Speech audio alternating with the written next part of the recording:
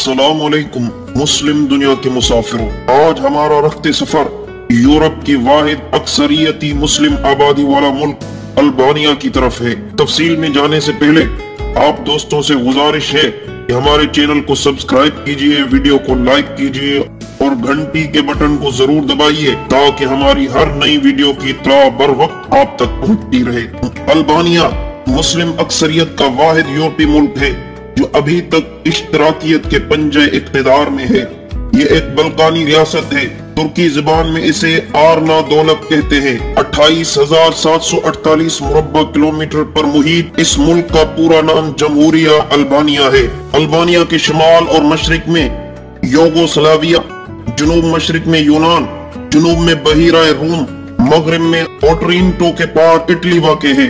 इसका 2/3 रकबा पहाड़ी है। दरिया बहुत कम है।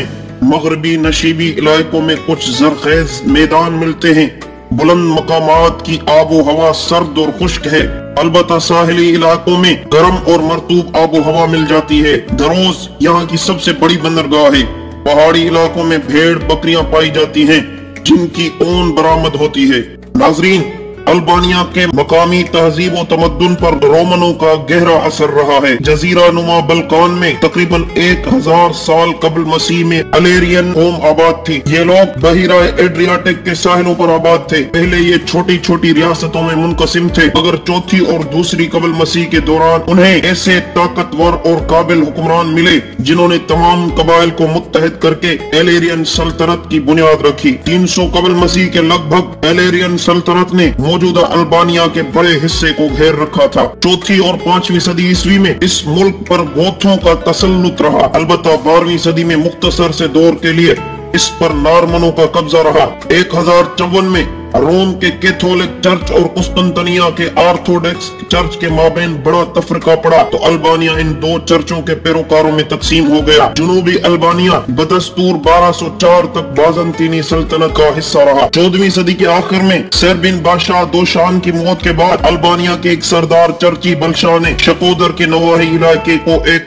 आजाद रियासत का दर्जा दे दिया। इसी अरसे में उस्मानी तुर्कों की फौजों ने अल्बानिया पर हमले शुरू कर दिए। 1385 में बलशाह उस्मानी अफवाज से जंग में मारा गया। उस्मानी फौजों ने हंगरियन, सेर्बिया, बोस्निया, वलाचिया यानी रोमानिया की फौजों को दरियाए मार्तेजा के किनारे जबरदस्त शिकस्त दी।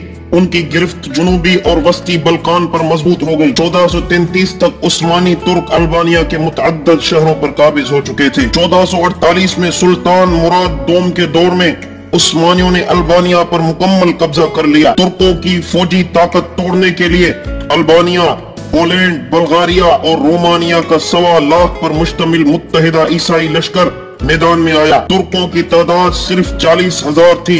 फिर भी अल्लाह ताला ने ईसाइयों को शिकस्त दी और अल्बानियों को पता चल गया कि तुर्कों की ताकत व सतूत इस्लाम का नतीजा है। चुनाचा अहले अल्बानिया ने उसी वक्त इस्लाम कबूल कर लिया। 1468 में अल्बानिया पर तुर्क उस्मानियों का मुकम्मल कब्जा हो गया।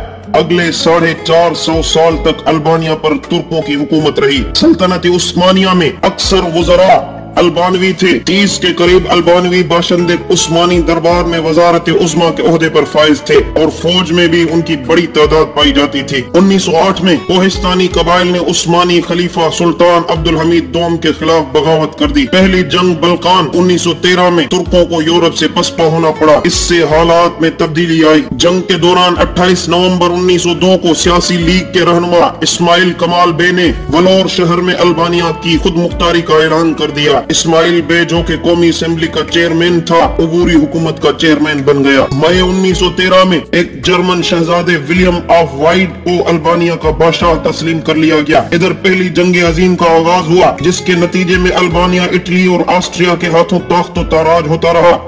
इस किराए के बादशाह विलियम को जंग छिड़ जाने के बाद चंद माह बाद 3 सितंबर 1914 को मुल्क बदर कर दिया गया। अल्बानियों ने उस्मानी परचम बुलंद करते हुए खलीफा तुर्की की हिमायत का ऐलान कर दिया। जून 1917 में इटली ने अल्बानिया पर कब्जा किया। उन्होंने यहाँ एक अबूरी हुकूमत कायम की। अतालवी यहाँ 1920 तक काबिज रहे। जून 1940 में इटली दूसरी जंग अजीम में शामिल हो गया और अल्बानिया से यूनान पर हमलावर हुआ। 1943 में जब इटली को इत्तेहादियों के हाथों शिकस्त हुई तो जर्मन फौजें अल्बानिया पर काबिज हो गईं। 29 नवंबर 1944 کو البانیہ کو جرمن تسلط سے آزاد کرا لیا گیا۔ 2 دسمبر 1945 کو عام انتخابات ہوئے جو کمیونسٹوں نے جیت لیے۔ کمیونسٹ پارٹی نے مارکسزم اور لیننزم کے نام پر البانیہ کو دبوچ لیا اور ملک پر انور ہوکسا کی طویل آمریت قائم ہو گئی۔ کمیونسٹوں کی حکومت قائم ہونے پر امریکہ اور برطانیہ نے البانیہ سے تعلقات منقطع کر لیے۔ البانیہ کو اقوام متحدہ کا رکن بنانے کی تحریک کو بار بار ویٹو کیا گیا۔ 11 جنوری 1946 کو اسمبلی نے البانیہ کو کٹر سوشلسٹ عوامی جمہوریہ قرار دے دیا۔ جب البانیہ سرکاری طور پر ریپبلک بن گیا تو انور ہوکسا نے وزارت عظمیٰ اور وزارت دفاع اور وزارت خارجہ کے عہدے ایک ساتھ حاصل کرتے ہوئے اپنے عزائم کو پورا کرنے کی ٹھان لی۔ مسلمانوں کی مسجدیں اور عیسائیوں کے گرجے یا تو مسمار کر دیے گئے یا مکفل کر دیے گئے۔ پولیس کو حکم دیا گیا کہ جس مرد کے چہرے پر داڑھی دیکھو اسے گرفتار کر کے حوالات میں بند کر دو۔ حتیٰ کہ داڑھی والے مسافروں کو ہوائی اڈے پر ہی پکڑ کر پہلے حجاموں کی دکانوں پر لے جایا جاتا، ان کی شیو کی جاتی، پھر ملک میں داخل ہونے کا پروانہ جاری کیا جاتا۔ قرآن مجید اور دوسرے صحائف پر پابندی لگا دی گئی۔ مسلمان خواتین کو پردے اور حجاب والا لباس پہننے سے روکا گیا۔ دارالحکومت ترانہ اور دوسرے شہروں کے بازاروں میں ہزاروں مسلمان خواتین کو بے نقاب کر کے گھمایا پھرایا گیا۔ مسلمانوں سے کہا گیا کہ سور کا گوشت کھایا کرے، جس نے اس ہدایت پر عمل نہ کیا اسے سور کا گوشت کھانے پر مجبور کیا گیا۔ ختنہ کرانے کو قانوناً ممنوع قرار دیا گیا۔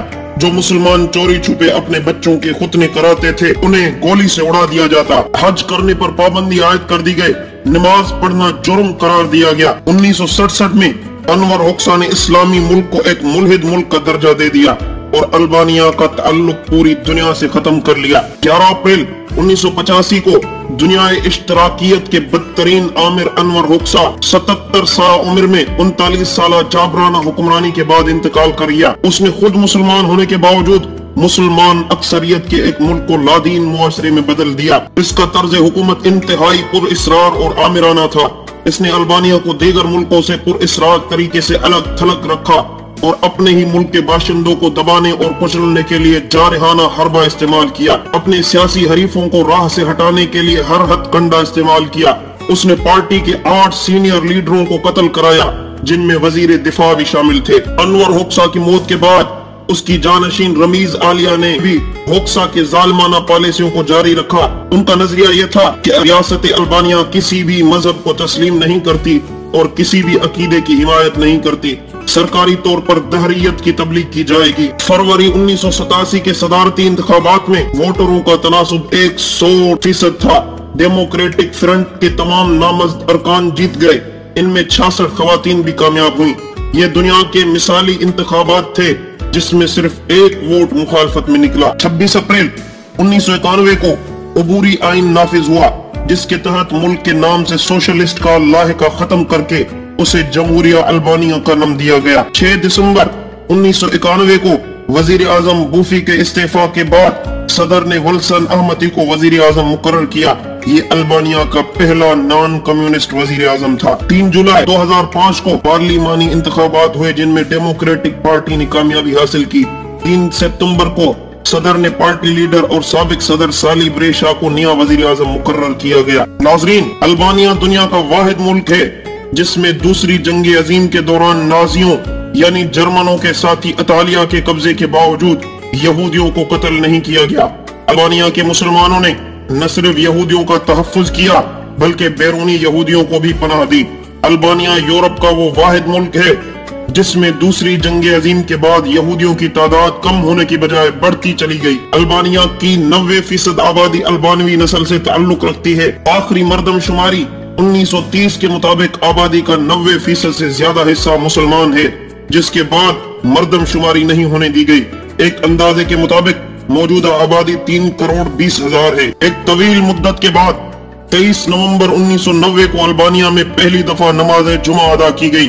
گزشتہ دنوں کچھ اسلام پسند جماعتوں کے تبلیغی گروہوں نے دوبارہ البانین لوگوں کو اپنا بھٹکا ہوا راستہ دکھانے کی کوشش کی ہے۔ جب اسلامی مبلغ البانیہ پہنچے تو پتا چلا کہ 80% اسلامی آبادی رکھنے والے ملک کی حالت کچھ یوں تھی کہ چند بزرگوں کا بیان تھا کہ ہم مسلمان ہیں، جبکہ اکثر نوجوان اذان اور نماز کے مشاہدے پر حیرت کا اظہار کرتے تھے۔ اب البانیہ میں اسلامی کتب کثرت سے پڑھی جاتی ہیں۔ مسلم تنظیموں کی بڑی تعداد نے इस्लामी शऊर की आगाही का काम शुरू कर दिया है। 1998 में अल्बानिया इस्लामी सरबराही कॉन्फ्रेंस यानी OIC से खारिज हो गया था, लेकिन अप्रैल 2011 में उसकी रुकनियत बहाल कर दी गई है और अल्बानिया का दारुल हुकूमत तेहरान में एक इस्लामी यूनिवर्सिटी की बुनियाद भी रखी गई है।